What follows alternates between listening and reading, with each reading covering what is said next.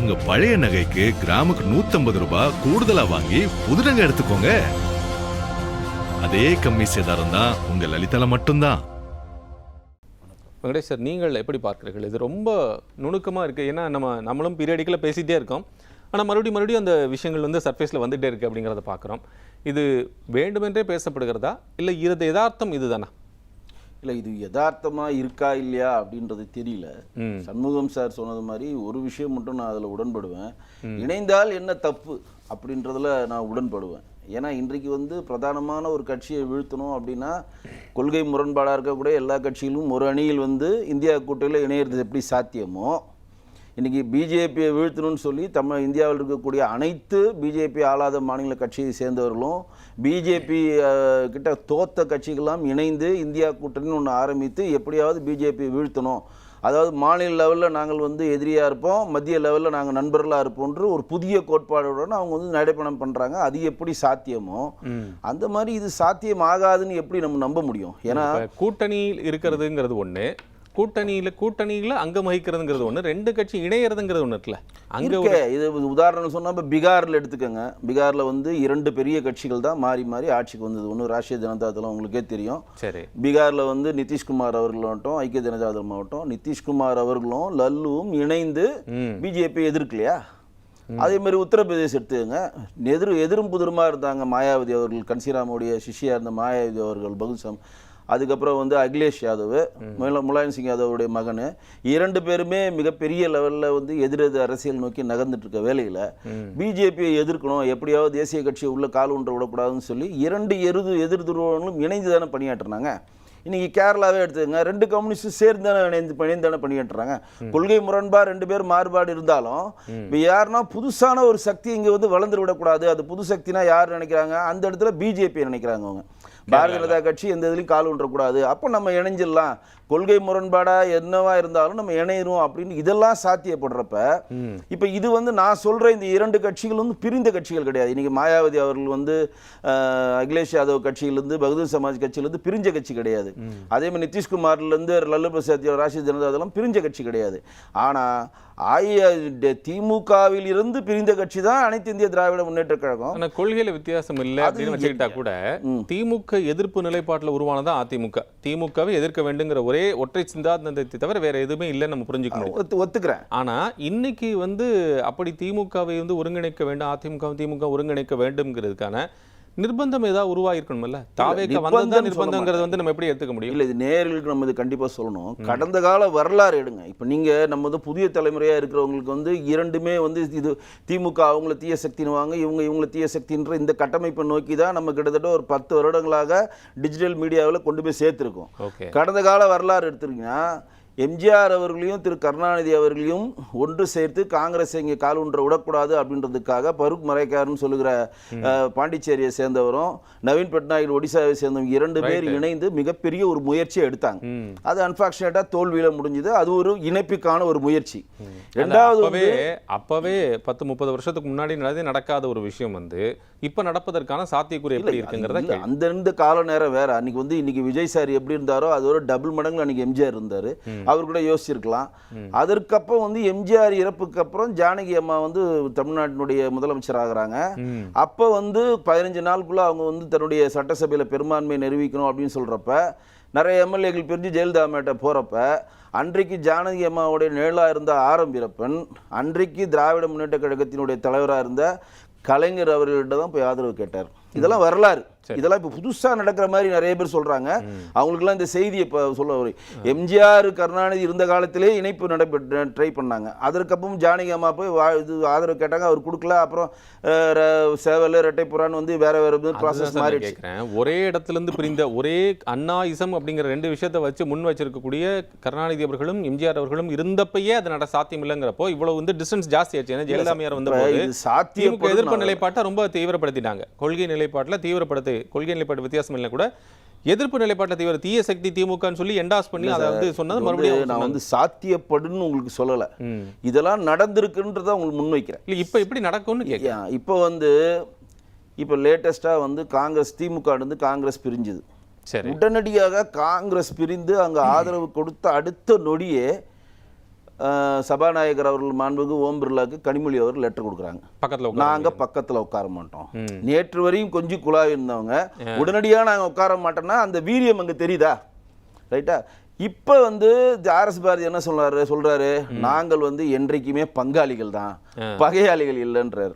அரசியல் எதுவும் நடக்கலான்னு ஒரு உதாரணம். ரெண்டாவது, இன்றைக்கு இருக்க தேதியில தமிழ்நாட்டில் மிகப்பெரிய சக்தியா தாவேக்காவை சேர்ந்த விஜய் வளர்ந்திருக்கார். அவர் தொட முடியாத உச்சத்துல போய் நிக்கிறார். ஏன்னா அவர் அரசியல் ரீதியா வளர்கிறாரோ அப்படிலாம் கிடையாது. வீட்டுக்கு வீடு விஜய்னு அவர் சொன்னது நிறுவனம் ஆயிடுச்சு.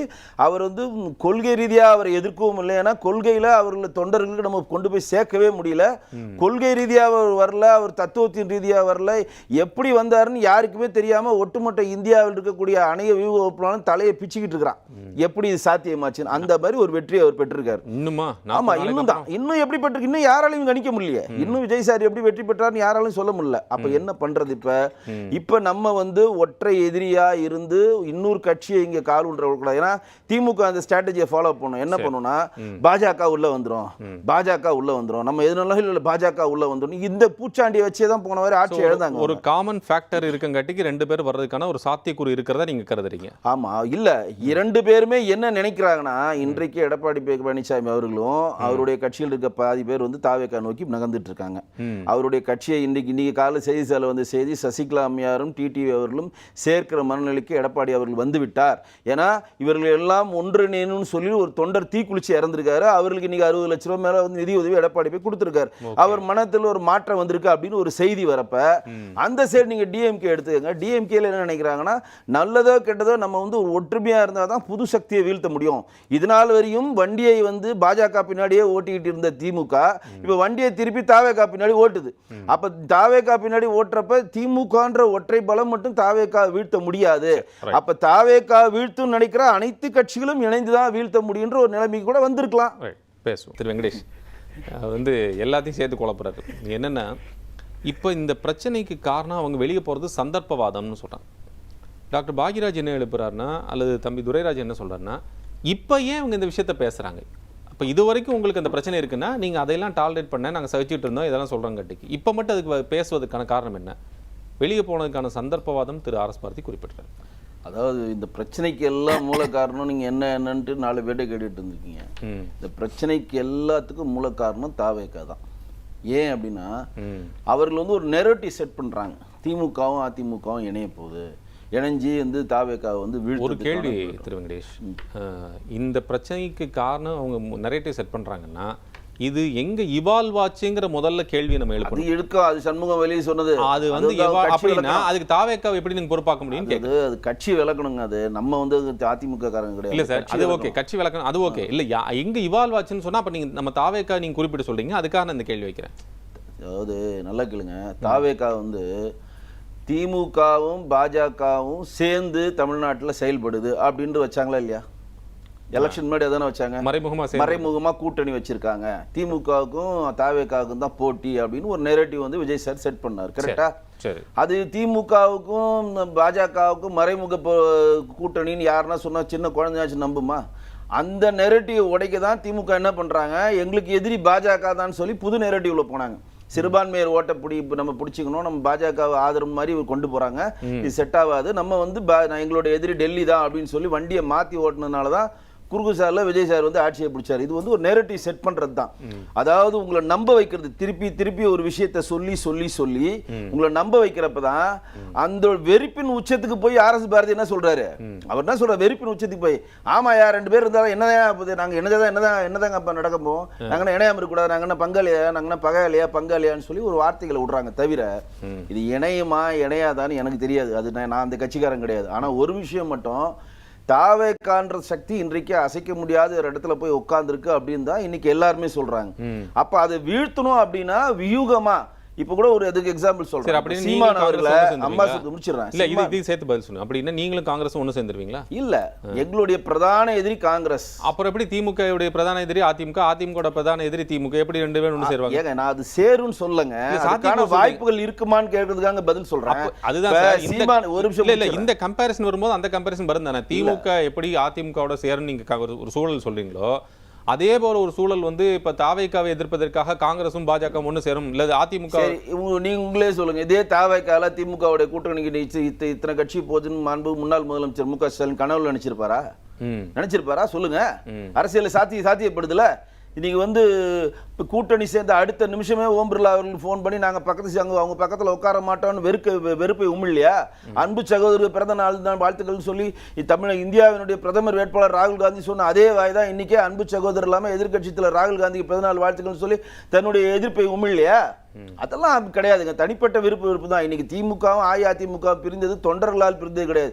தனிப்பட்ட 2 பேருக்கான மனக்கசப்புல எம்ஜிஆர் அவர்கள் வெளியில வந்து அந்த கட்சியை வார்த்தெடுத்து நீங்க பெரிய லெவலா கொண்டு வந்தாரு. தனி கதை. இப்ப அம்பாசமுத்திரத்துல நாம் தமிழர் கட்சி சீமான் அவர்களை பொது வேட்பாளரா நிப்பாட்டலாமா அப்படின்னு ஒரு கண்டிஷன் போகுது. ஏன்னா பெரிய எதிரியை வீழ்த்தணும்னா ஓரளவு விட்டு கொடுக்கணும்னு கூட நினைக்கலாம். அரசியல் சாத்தியம். இப்ப 6 இடைத்தேர்தல் வருது. ஒரு எக்ஸாம்பிள் சொல்றேன். இது நடக்குமா நினைக்கிறேன். எனக்கு என்னுடைய கண்ணு கெட்டினது நான் சொல்றேன். 6 இடைத்தேர்தலில் எந்த தொகுதியில் அஇஅதிமுக வந்து பலமா இருக்கோ அங்க திமுக மறைமுக ஆதரவும், எந்த தொகுதியில் திமுக பலமா இருக்கோ அங்க அஇஅதிமுக மறைமுக ஆதரவும் கொடுத்து பொது எதிரியை வீழ்த்திற்கான வியூகங்கள் பண்ணலாம்.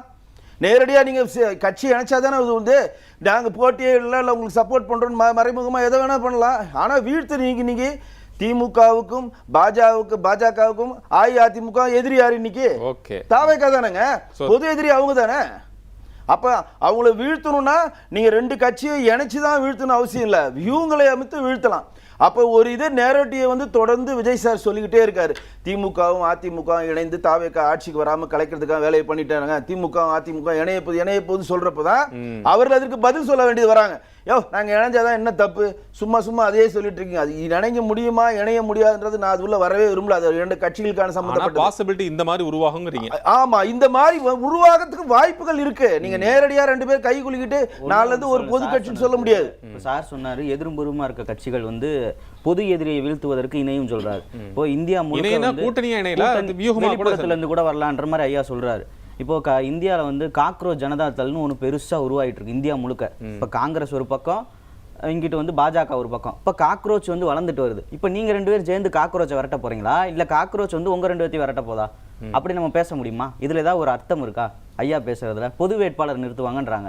எங்க கட்சிக்கு தொண்டர் இருக்காங்க. எங்க கட்சி தமிழகத்தை அதிக நாட்கள் ஆண்ட கட்சி. அப்படிப்பட்ட கட்சி அதுக்கான வாய்ப்பு உருவாகும் இருக்காது. ஒரே நிமிஷம், நான் சொன்ன செய்திகள் எல்லாம் ஊடகங்களிலும் பத்திரிகையிலும் வந்ததுதான் மேற்கோள் காட்டுறேன். நிறுத்துவாங்க, நாளை நிறுத்த போறாங்கன்னு நான் சொல்லல.